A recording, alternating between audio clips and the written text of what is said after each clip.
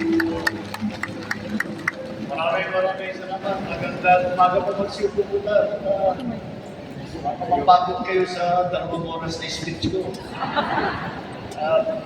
Magandang umaga. Maraming salamat sa napakainit na salubong na binigay nito sa akin uli. Lagi na pong ganyan kapag ako'y pumapalik dito sa Prinsesa sa Palawan. At dinadalasan ko ang bisita sa inyo. Sa ngayon, nasa ngayong pagkakataon, andito po ako upang tiyagin na maganda ang takbo ng aming bagong programa. Meron po tayong 2 bagong programa na sinimulan mga 2 months ago, 3 months ago dalawang programa ito. Yung una po ay galing sa LGSF. Ano ba yung LGSF? Yung LGSF po, Local Government Support Fund. Ang Local Government Support Fund, ay gaya ng nasa pangalan, ay ito ay pondo para tulungan ang mga gustong gawin na inisyatibo ng ating local governments. Ngunit, alam niyo po, naging governor po ako ng isang kataon na Ilocos Norte. Sa alam ko po, naririnig po namin itong LGSF na Local Government Support Fund. Ngunit, pag tinatanong ko noon, ang gobernador ako, tinatanong ko yung aking mga kapwa-gobernador, paano ba mag-avail yan? Paano ba makakuha ng tulong dahil sa LGSF? Wala naman po makapagsabi sa akin dahil wala namang sistema. At siguro kung sinerte ka, pagbibigyan ka, ngunit walang maliwanag na sistema kung paano gagamitin yung pondo yan para tutulong sa mga local government. Kaya ito, nung ako'y naupo na, ito na yung pagkakataon ko. Ayusin ko yun at gagawin natin maganda ang sistema sa LGSF. Ang LGSF ay talagang para sa local government. Kaya ang kagayang nabanggit ay bibigyan po natin lahat ng probinsya, lahat ng bayan, at hanggang meron pang tayong pangalawang programa para naman sa mga barangay. Doon po sa LGSF, ay binigyan po natin, binaba po natin, hindi na natin. At ang malaking bagay, malaking pagbabago dito sa sistema ito, ay hindi na ang national government ang mag-implement ng national program. Dahil para mabilis ang baba ng serbisyo, galing naman ako sa local government, sabi ko, dapat ang local government ang tumulong sa atin. Dahil nasa kanila lahat yan. Kaya halimbawa, pagka sasabihin natin, gagawa tayo ng listahan, sino mga dapat maging beneficiaryo, magpapadala kami ng team, galing Maynila, punta rito, iikot, magsisurvey, sino ba yung dapat tulungan. Ang tagal-tagal nun. Pagbabagas, papalik pa yung sa Maynila. Pagdating sa Manila, gagawa ng report. Yung report, ipapadala sa akin. I-approve ko muna. Pag na-approve ko, saka papaba sa ulit sa mga iba't ibang departamento, sa iba't ibang ahensya, bago ma-distribute. Kahit na sandali, 1 minute, 2 minutes lang yung pagkasabi ko, sometimes maabot ka, kumisong maabot ka hanggang 1 taon eh. Kaya sabi ko, makipag-ugnayan tayo sa local government. Talagang pag-local government naman itong pondo na ito. Makipag-ugnayan tayo sa local government, hindi na tayo kailangan bumaba, mag-survey. At ang mga local government, ang mga mayor, ang mga governor, lahat yan, ay nasa kanila na yung listahan. Dahil alala ko, sa panahon namin sa Ilocos Norte, halos araw-araw, tinitingnan namin yung listahan doon, binabago namin, dinadagdagan namin, nagtatanggal kami. Kung ano ba ng mga para maging tama yung ating listahan. Sabi ko, puntahan na natin ang local government, imbis na tayo mag-implement ay pagpadala tayo ng pondo sa local government, sa mga mayor, sila nang bahala. Yun lamang, meron lang kami hiningi. At iyon po ay dahil sa pagtitiyak na ang ating lahat ng ating mga kababayan ay may sapat na pagkain. Alam niyo po, nung unang po, na-interview po ako at doon po sa interview na yun, pinanong sa akin, yung reporter, kanya, ano ba talaga ang hangalin mo bilang Pangulo? Ako marami akong gustong gawin. Ngunit ang kaisa-isang pinakamalaking bagay ay sana naman ay matulungan natin yung mga kababayan natin na hindi nakakatiyak sa kanilang pagkakain At sana masabi natin, dumating ang araw na masasabi natin, wala nang gulong na Pilipino. Kaya po, aming ginawa ay sa pagbaba ng pondo ng Local Government Support Fund, sa pagbaba ng pondo yan, ay binigay namin sa ating sa mga local chief executives. At sabi namin, yun lamang ang bahagi ng yung paggamit doon sa LGSL, yung pondo, ay magbigay tayo ng bigas doon sa mga alam natin, na kababayan natin na nangangailangan ng tulong para matiyak na may kinakain sila. Meron silang mailagay sa kanilang kapagpanilan, papakain nila ang sarili nila, ang kanilang mga pamilya. Kaya ito po ang naging programa at nagbibigay po tayo ng sa 10 kilong sako para sa lahat ng mga beneficiaryo at sa pamamagitan ng programang yan, nakakatiyak tayo na lahat ng mga naghihirap ay mabibigyan ng tulong. Kagaya na nabanggit, meron ay ang pangalawang, second tranche na ito. Dahil ito po ay hindi minsana na programa. Ito po ay gagawin namin 6 na beses sa bawat taon. Bawat 2 buwan, magbibigay po ulit tayo itong 10 kilo ng bigas, 10 kilo sa akin ng bigas. At sa ganun sa pamamagitan niya, ay natibiyang natin. Ang ating mga pagbabayan na minsan lang kumakain sa isang araw. Minsan lang kakain sa 2 araw at hindi nakakala siguro saan sila pupuha ng pagkain sa darating na panahon. Kaya yan po ang naging programa sa LGSL. Yung ibang hindi nagamit dito sa Rice Support Program ay nasa sa atin na nasa local government na kung saan gagamitin, magbibigay din sa amin ng project. At kasi dami ko naman sinasabi, wala nang mas parunong sa lugar, sa bawat lugar, kung hindi yung local official. Sila nakakaalam, alam nila kung ano yung mga sitwasyon sa kanila, ano yung mga kailangan, ano yung mga problema. At kadalasan, alam din nila kung ano yung solusyon. Kita na lang yung pondo. Kaya yan ang ginawa ko natin. Sa buong Pilipinas, nagbibigay po tayo, ganito po ang aming ginagawa. At para mabilis at naging natupad naman ang aming gusto gawin na pabilisin ang pagbaba ng serbisyo, ang pagbaba ng tulong na kahit nagaling sa national government, sa tulong ng ating mga local government official, ay may kakalat at hindi nag-aantay kung ano-ano pa mga certificate, mga accreditation, kung ano-ano pa. Ay binilisan po natin ang programa para maramdaman nyo kaagad na may tinutulong ang national government sa inyo na kasama ang ating mga local government officials upang tayo ay makatiyak na yung mga nangangailangan ng tulong ng ating mga kababayan ay nabibigyan naman ng tulong at kahit pa maalalayan po natin ang mga naghihirap na kababayan nating Pilipino. Ang pangalawang programa po ay yung tawag naman namin dyan ay yung Socio-Civic Development Program. Ayun po ay ang aming binibigay po natin sa mga barangay. Sa buong Pilipinas po ito. Buong Pilipinas. Bawat barangay sa buong Pilipinas ay binigyan po natin ng 200,000 piso para sa kanila. Yung 200,000 piso ang hinilig lang namin sa ating mga barangay official. Sana yung kalahati, kailangan gamitin naman natin para sa scholarship. Dahil, ano naman natin napakahalaga na maganda ang mga kabataan natin, maganda ang kanilang pag-aaral, maganda ang makapagtapos sila, mayroon silang nahawakan, mayroon silang hawak na diploma.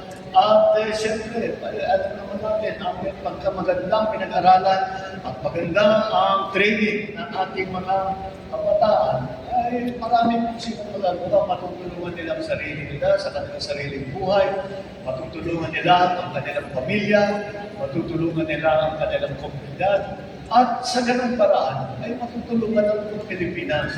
Kaya po ay yung sabi namin sa ating mga barangay official, ika namin, gawin ninyo.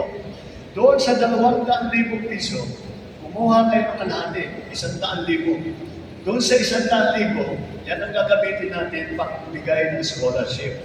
At mamili ang bawat barangay, mamili kayo ng 5 na maging scholar, maging president. Tawag kayo dyan, presidential scholar. Dahil po, yung photo po na yan ay galing talaga sa Office of the President. At pinapa natin sa ating mga barangay at yung mga barangay namili ng tigli-5 na scholar. Nandito po yung mga iba na nakita po ninyo. At bawat isang scholar, pag-ahati, di ba sila, pag-ahatihan nila yung 100,000, di bawat isang scholar ay 20,000 ang aming ibibigay na tulong para sila ay makapagtapos at makapag-aaral ng mabuti. Sinabi ko lang sa ating mga barangay officials, mamili kayo yung talagang malapit na magtapos. Ngunit baka mahirapan ang makapagtapos dahil kulang sa pambayad, kailangan ng trabaho, kung ano man ang dahilan, magbigay tayo ng tulong para makatiyak naman tayo na bawat barangay sa buong Pilipinas ay meron tayong 5 na graduate. Kaya yung ating mga scholar, lagi kong pinapayo sa kanila na tiyakin ninyo na pakinabangan ninyo ng mabuti. Itong 20,000 pesos na scholarship. At ito ay napaka-importante para maging maganda ang inyong pag-aaral, para makita natin na kayo ay makapagtapos. Dahil alam naman po natin na ito ang edukasyon ay ibang klase na biyaya, ibang klase na yaman niya. Yang edukasyon ay napaka-importante. Kapag meron na kayong maraming kaalaman na kayo mga scholar, kapag meron na kayong maraming kaalaman, yan po ang pambihira na kayong kapakayamanan dahil kahit anong paano mangyari. Yan ay hindi na maaaring kukunin sa inyo, hindi pwedeng agawin sa inyo, hindi na lulusaw yan.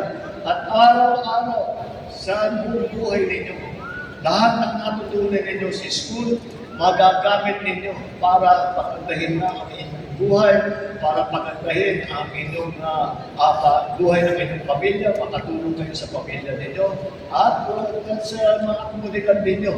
At bukod pa ron, alam niyo po, lagi namin iniisip ang kinabukasan. At kahit na kami ngayon ng mga leader, ano bang kasabihan na wala naman daw forever. Kaya darating ang araw, kayo na magiging leader, kayo na hawak na magdidesisyon para sa Pilipinas. Kailangan handa kayo.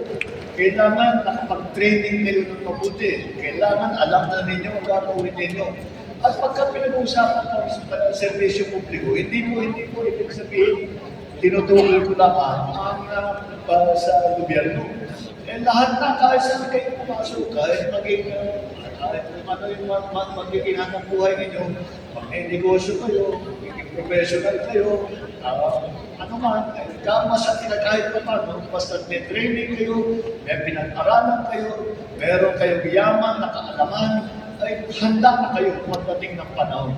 Siguro sa iniisip niyo, matagal pa yan, magugulat kayo, alam ko ba yan, isang araw, sabihin, kailangan namin para matulong dito sa amin. At mabuti naman, sasabihin ninyo sana, mabuti naman magkaroon tayo ng scholarship para maganda tayo, para kami ready na. Kaya sinasabi ko sa mga scholar, pagkakita ninyo, magsumikap kayo, mag-aral kayo ng mabuti, at sa ganung paraan, ay magandang magiging resulta. At baka sa susunod natin pagkakataon na makapagkita, may hawak na tayong diploma. At yun ang pinakamagandang magiging resulta nito lahat. Doon naman po, nabigyan po natin ang mga barangay ng 200,000, yung 100,000 ginamit natin para sa scholarship. Yung 100,000 na natira, ay hindi na po namin sinasabi sa mga barangay official kung saan nila gagamitin yan. Kaya na nabanggit ko kanina, ang mga local official, siya nakakaalam kung ano Wala nang, doon sa bawat barangay, wala nang mas nakakaalam sa sitwasyon doon sa barangay niyo. Kung hindi mga chairman at saka yung mga ibang opisyal ng barangay. Kaya bahala na sila, yung 100,000, bahala na sila kung saan nila gagamitin. Kung yung mga iba't ibang barangay ay nakakita po kami, ginamit, bumili ng motosiklo, yung iba, bumili ng computer. Ito, yung mga nandyan sa likod, bumili ng mga computer, bumili ng tent, bumili ng autoblock. Nasa sa inyo ngayon. Dahil yung mga inisyatibo naman ninyo, yung mga kailangan ninyo, matutugunan ninyo. Parang dahil meron na tayong sa 1,000 na pondo para magagamit ninyo. Yan po ang ating dalawang programa. Kaya mamaya tawag po namin yan ay bawat bayan na makikinabang. Dahil tiniyak po natin. Tiniyak po natin hindi na po sa saan lang doon na nagbibigay sa buong Pilipinas. Kaya sa scholarship, lapis sa kami pa sa 1,200,000 ang patutulungan natin sa buong Pilipinas. Isipin ninyo, magkakaroon tayo kagad, sigurado na 200,000. Lapisan na mas madami sa 200,000 na mag-graduate. At pagputihan ko natin at dadagdag sa mga sa barangay level, ang lahat po na iniisip na pangangailangan ninyo ay gamitin yung pondo na. Kung saan po nakagamit yung pondo mo yan, iba-iba ng water system. Yung ibang barangay, bumili ng bigas. Para dumami daw ang mga bigas. O nasa sa inyo yun. Kaya yan po ang dalawa natin programa. At ito po ay talaga technically, galing yan sa national government. Ngunit, talaga naman, alam naman po natin, hindi magiging ganito mabilis, hindi magiging ganito kaganda ang pagpatakbo ng mga programa niya kung hindi magandang naging ugnayan ng national government at saka ng local government. Kaya napapasalamatan natin ang local government official din. Dahil, lagi ko naman sinasabi, kung pala kahit na anong ginagawa ng national government, kapag hindi kasama at hindi tutulungan sa local government, ay mas mahirap ang trabaho. Kaya kahit na kapag gawin namin sa national, pagka hindi nakipag-ugnayan sa local, hindi rin mararamdaman ng taong bayan. At pinag-usapan ko, lahat ng local government hanggang sa barangay. At yan ang ating smallest political unit. So, kaya po, yan po ang ating ginawa ngayon. At ipigay, magmamalaki ng konti. Sasabihin ko, ano po, sa buong kasaysayan ng Pilipinas, ngayon na po nangyari ito, na nagbaba ng pondo ang national government, diretso sa local government, at ibinigay sa kanila. Sila na ang bahala. Kaya hanggang kami konting condition, yun na nga, magbigay ng bigas at tulungan ang ating mga scholar. Ngunit, kung ano pa ang pondo na kayang ibigay ng national government, kayo na po ang bahala kung ano yung mga kailangan ninyo. Saka, malakas kasi ito sa mga local government official. Nandyan naman kayo, hindi naman siguro tayo nakaproblema. Naalala ko, pagka nagkakamali ako, hindi medyo mabagal ang takbo ng programa, talagang pupuntahan ako ng mga tao, sasabihin ko, tampagan. Kaya siguro, nakakatira ko na yung project ay mabubuo ng lalong madaling panahon. Kaya po, yan lang po ang ating sadya dito ngayong araw. At kayo po ay lagi po inyong kasama na hindi yung kahit na sa mga maliliit na liblib na kung saan man ay hindi nakakalimutan ng national government. Ang inyong pamahalaan po ay nandito, nasa likod nyo, tumutulong sa inyo at ginagawa ang lahat upang maging mas maginhawa naman kahit saan, kahit na kaunti lang, makapagbigay ng kaunting ginhawa sa inyong mga buhay. At alam niyo po, lagi kong sinasabi at hindi nakagdag na kami sa national government, hindi lang po kami nagsasabi, ito yung gawin dito pupunta mo kung hindi kami nakikinig din. Kaya Pagka meron kayong naiisip, pagka meron kayong nakikita na kailangan ayusin, pagka meron kayong nalalaman na pwedeng gawin para pagandahin na ang takbo ng buhay, ay sabihin niyo sa akin. At mag-request kayo sa ating mga local government, sa mga national agencies na mga puntahan nila, at kung sino man. At asahan po ninyo, hanggang kaya ng inyong pamahalaan na gawin ang inyong hinihiling gagawin po namin. Lahat po ng ating gawin, lahat po ng araw namin, lahat sa pagkising, sa pagtulog, wala na po kami iisip. Paano kayo natulungan? Kaya tulungan nyo rin kami, magtulungan tayo. Dahil ang sinasabi, kahit mahirap ang trabaho, kapag maraming tumutulong, magiging magaan ang trabaho. Kaya magtulungan po tayo, magkaisa po tayo, at inasahan po ninyo ang inyong pamahalaan, nagmamahal sa inyo, ang inyong pamahalaan ay inaalala kayo, ang inyong pamahalaan ay dinalawahan. Tulungan kayo upang pagandahin ang buhay ng bawat Pilipino, upang pagandahin ang Pilipinas. Maraming salamat po. Buhay po! Buhay!